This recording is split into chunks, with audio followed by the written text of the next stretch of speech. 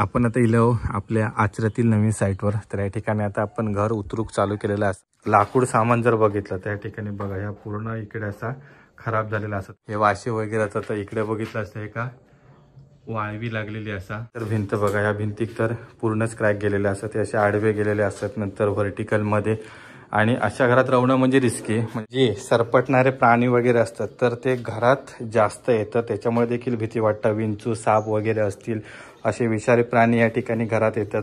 नमस्कार मंडळी, सुवर्ण कोकण ब्लॉग यूट्यूब चॅनलच्या एका नवीन व्हिडिओमध्ये मी आशिष नाटककर तुमचं सगळ्यांचं स्वागत करत आहे. तर मी आज चाललोय आचऱ्यामध्ये आणि आचऱ्यामध्ये आपण एक नवीन काम सुरू करतो. जुना कौलारू घर असा तरता पाडून त्या ठिकाणी आपण नवीन RCC स्लॅब आणि लोड बेरिंग स्ट्रक्चरचं घर बांधतो. खरा सांगूचा झाला तर माका वैयक्तिक चिरेबंदी कौलारू घरा आवडतात, पण काही वेळा कसं असतं की नाईलाज होता आपलं आणि त्या ठिकाणी आपल्या जुनी कौलारू घरा पाडून किंवा त्या कौलारू घरांचा छप्पर आपल्या कट करून त्या ठिकाणी स्लॅब घालूचो लागता. नाईलाज असता. वैयक्तिक आता आम्ही कौलारू घरात राहतो तेव्हा आमका ती कल्पना असा. काही जण कमेंट करतले की जुनी घरा पाडून सगळा कॉन्क्रीटचा जंगल करतास, ह्याव करतास, ताव करतास. पण ज्या ठिकाणी ते राहतात त्यांना माहिती असतात नक्की प्रॉब्लेम काय काय असतात ते. ज्यावेळी वादळ होतात कौला सगळी उडान जातात, त्याच्यानंतर माकड असतात ती छपरांवर उडी मारून कौला फोडतात. त्याच्यानंतर जे सरपटणारे प्राणी असतात तर त्या कौलांच्या पट्टीतून मण्यार वगैरे, त्याच्यानंतर साप वगैरे हे सर्व घरात येतात. विंचू वगैरे आणि तर ते कानेटी आणि हे तर ते रेग्युलरचेच असतात, त्यांना तर तोंड द्यावचाच लागता. वाळवीचं एक त्रास असता. असे खूप सारे प्रॉब्लेम आहेत म्हणजे जे संपणारे नाहीत. जुन्या माणसांनी कसे दिवस काढल्याने त्यांना मानू कवा खरोखर ह्या सगळ्यांना तोंड देत त्यांनी ते दिवस काढल्याने. पण आताची नवीन पिढी आहे ती शक्यतो आपल्या कामानिमित्त शहरांमध्ये असतात, त्यामुळे या ठिकाणी त्यांचे आई वडील वयस्कर माणसं राहतात. तर वयस्कर माणसांना तेवढं मेंटेनन्स करणं शक्य होणार नाही. त्यासोबत या ठिकाणी कामगारांची पण कमतरता असतात. अशा सगळ्या गोष्टीचा आपण विचारात घेतले तर सध्या जुनी घरा, त्यामुळे या सगळ्या गोष्टींचा विचार करून सध्या सर्वजण जे असतात ते RCC स्लॅब आणि लोड बेरिंग स्ट्रक्चर किंवा RCC स्ट्रक्चरला एकदम प्रेफरन्स देतात. कारण त्यांचे आई वडील या ठिकाणी गावात राहतात, त्यांची सुरक्षितता महत्वाची असतात. त्यासोबत स्वतः जर आपण मुंबईत राहत असतो तर घर या ठिकाणी आपला एक सुरक्षित राहता. कौलाच्या घरात कधी वादळ येऊन पाऊस पडून काय कौला फोडून आतमध्ये पाणी वगैरे जाऊन सामानाचं सगळं नुकसान करीत. तर याची सर्वांची माहिती आपण आता साईडवर जाऊन घेऊया की आताचे जे मालक असतात ते का या ठिकाणी घर असतात त्या जुना घर पाडून नवीन घर बांधतात. सत्य परिस्थिती तुमका कळतली. आपण आता इलो आपल्या आचऱ्यातील नवीन साईटवर. तर या ठिकाणी आता आपण घर उतरूक चालू केलेलं असा. तर कौला उतरवतं, त्याच्यानंतर आता ही लाकूड सामान सगळं असं वाशे रिपी वगैरे असत तर ते आपण उतरून घेणार आहोत. सोबत डोअर विंडो वगैरे असत लाकडी, तर ते सर्व आपण काढणार आहोत. इकडे आता या ठिकाणी कौला उतरण्याचं काम चालू आहे. आचरा साईडला असल्यामुळे या ठिकाणी लोखंडी स्ट्रक्चर जर केलं तर त्याचा मेंटेनन्स जरा जास्त येतं. कारण इकडेच बघितलं असं तुम्ही गंज पकडलेलो आहे तर एका दरवर्षी किंवा 2 वर्षांतरी पेंट करू हवं. आणि इकडे आता ह्या जुना घर असा तर ह्यो छोटंसं असो व्हरांडो असा. भिंती हे काही दगडाचे होते आणि काही होते हे मातीचे भिंती होते. तर या मातीच्या भिंतींका त्यांनी या ठिकाणी प्लास्टर केल्याने, तर प्लास्टरला पण बघा इकडे असे क्रॅक्स वगैरे जातात. कारण ह्या मातीच्या भिंतींवर या ठिकाणी प्लास्टर केलेला होता. काही भिंती दगडाचे होते तर त्या ठिकाणी व्यवस्थित असा. त्याच्यानंतर आपण इकडे लाकूड सामान जर बघितलं त्या ठिकाणी बघा ह्या पूर्ण इकडे असा खराब झालेला असा, तरी पण त्यांना पेंटिंग केलेला होता. घराच्या वरची पण परिस्थिती बघितली तरी पण तशीच आहे, सेम आहे. हे वाशे वगैरे तर इकडे बघितलं असतं हे का वाळवी लागलेली असा वाशांका. तर समुद्र किनाऱ्याच्या या ठिकाणी असून पण या ठिकाणी वाळवीचा प्रमाण खूप असा जास्त, त्याच्यामुळे ह्या घर आपल्याला डिमॉलिश करूचा. त्याच्यानंतर जुन्या घरांची हाईट खूप कमी ठेवलेली होती. आता इथून जर आपण डोअरची हाईट बघितली तर एक साधारण 7 फूट तर साधारण एक 9 फुटापर्यंत आपल्याला उंची वाटतं. त्याच्यामुळे या ठिकाणी फॅन वगैरे लावलेले असतात बारांका, तर ते लो हाईटला एकदम येतात.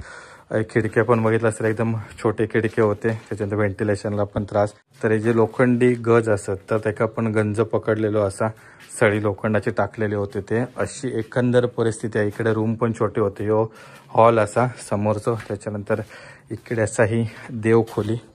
तर या ठिकाणी देवाचं ओटं म्हणजे इकडे गणपती बाप्पांचं स्थान होतं आणि त्या ठिकाणी इकडे देवखोली होती छोटीशी.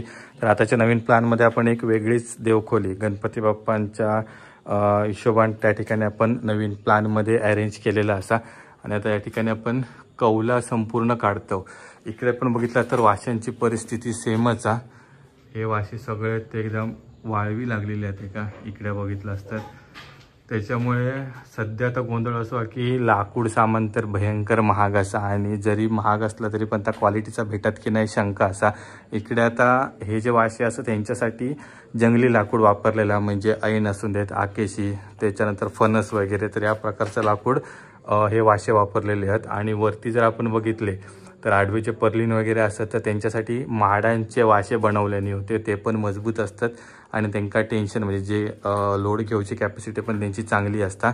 आणि त्याच्यासाठी म्हणून या ठिकाणी सपोर्टसाठी देखील मध्ये एक बार वगैरे टाकलेले होते कारण हे जास्त लांबीचे आपण वाशी ठेवू शकत नाही. आत्ता जर बघू गेला तर लोखंडी सामान मिळताना लोखंडी सामान आपण करू शकतो पण आचरा साईडला इकडे समुद्र जवळ असल्यामुळे लोखंडी सामानाचं मेंटेनन्स येतं.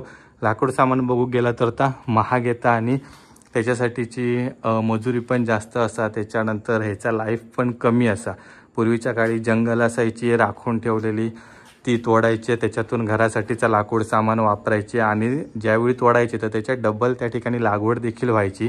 त्यामुळे हे सर्व लाकडांचा आपल्या स्ट्रक्चर करणं पॉसिबल व्हायचा. आता जंगलतोड ही एकदम बेसुमार असल्यामुळे लाकूड तर महाग झालेलाचा प्लस बंदी पण असा. त्याच्यामुळे आपल्या लोखंडी स्ट्रक्चर या ठिकाणी करू सारखा होता कमी बजेटमध्ये. पण ते का या ठिकाणी आचरा बीच साईडला असल्यामुळे आपल्याकडे इकडे लाईफ देखील म्हणजे मेंटेनन्स जास्त येतं. त्याच्यामुळे आपण इकडे आता स्लॅबचा घर करतो.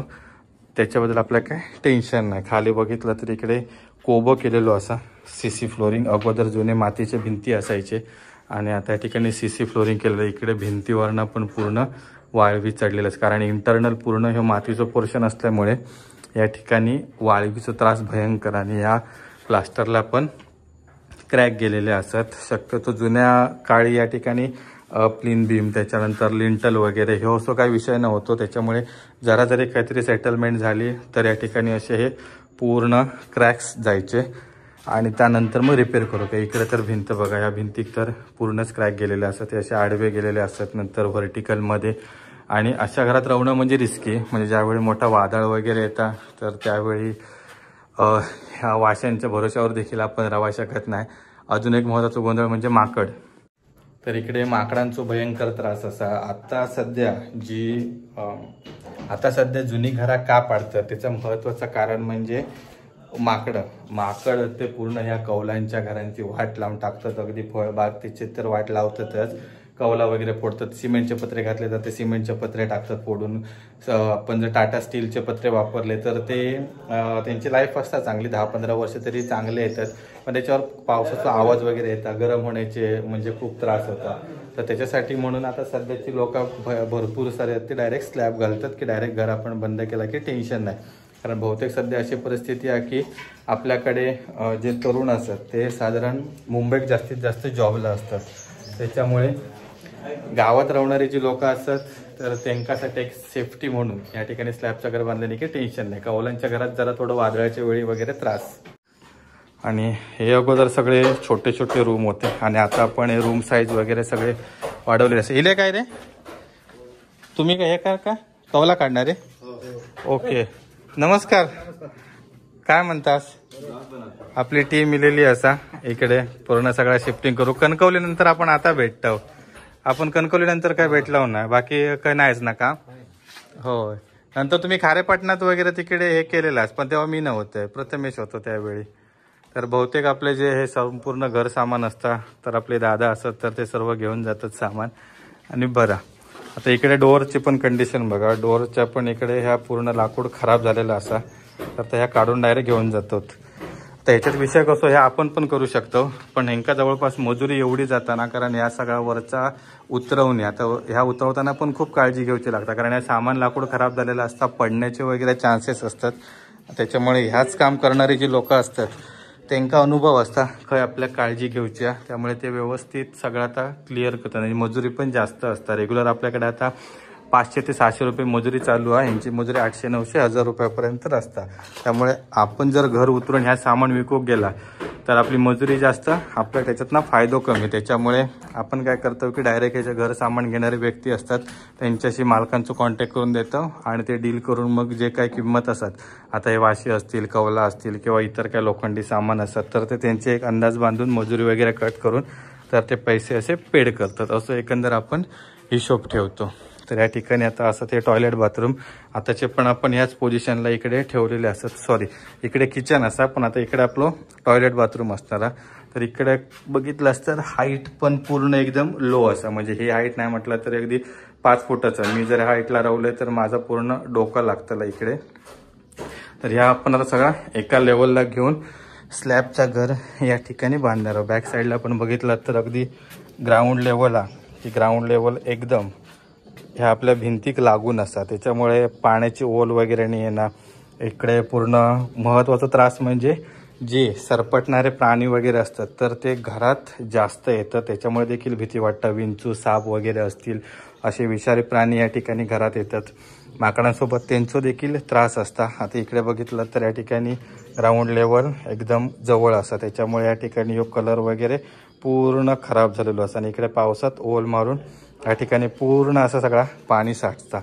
तर ही सगळी एकंदर परिस्थिती बघता सध्या बहुतेक जण घर हे रिपेअर करतात.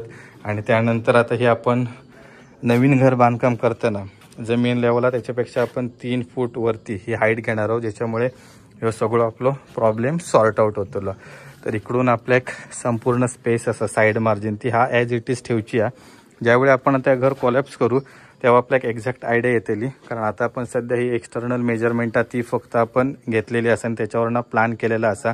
पण ज्यावेळी घराची भिंती संपूर्ण पाडल्यानंतर प्लेन एरिया होईल तेव्हा आपल्या एक्झॅक्ट कल्पना येते की आपण प्लॅन केलेलो परफेक्ट हा की नाही. मग त्याच्यानंतर जे काही साईडची घरं असतात त्यांच्यापासूनची मार्जिन आपण सोडून मग तो आपण प्लॅन करणार आहोत. तर अशी एकंदर परिस्थिती. आता इकडे पण माहीत आहे, ही संपूर्ण सर्व जे लाकूड असतात, हे पत्रे असतात, ते तर सगळे सडलेले असतात. या लाकडांना पूर्ण इकडे बांधून वगैरे ठेवलेला असा. त्याच्यामुळे या ठिकाणी आता संपूर्ण घरं असतात ती रिनोव्हेट करताना जास्तीत जास्त प्रेफरन्स यो स्लॅबच्या घराक दिलो जाता. आपण आता पुन्हा निघाल्यावर रिटर्न घराक. तर पावसाचं वातावरण पूर्ण दिसता. चक्रीवादळ येणारा अशी शक्यता असा. तर मंडळी अशी चक्रीवादळ वगैरे कोकणात सध्या चालूच असतं. दरवर्षाक एक चक्रीवादळ तर फिक्स असतं. जास्त करून ज्यावेळी मान्सून आपलं येतात तर त्यावेळी तर भयंकर त्रास असता. वीज कडाडाट, त्याच्यानंतर वादळ वगैरे जोरात येतात आणि पूर्ण घरांची नुकसान करतात. अगदी आता एक मागच्या आठवड्यात कुडाळमध्ये निवजे गावामध्ये अचानक चक्रीवादळ इला आणि जवळपास 3 घरांवरचे पत्रे अगदी त्या लोखंडी स्ट्रक्चर सकट पूर्ण फेकून दिले आणि एवढा नुकसान झाला त्यांचा. म्हणजे छपराचं नुकसान झाला तर झाला, प्लस घरात ज्या सर्व सामान होतं त्यांचा नुकसान झाला. आता घरातली व्यक्तींची आयडिया नाही की नक्की काय झालं, तर पण अशा कारणांमुळे शक्यतो सगळी जण सध्या स्लॅबची घरं प्रेफर करतात.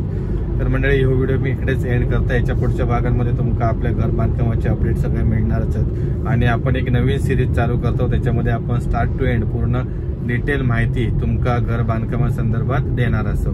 तर त्याच्यासाठी आपल्या पुढची व्हिडिओची सिरीज नक्की बघा.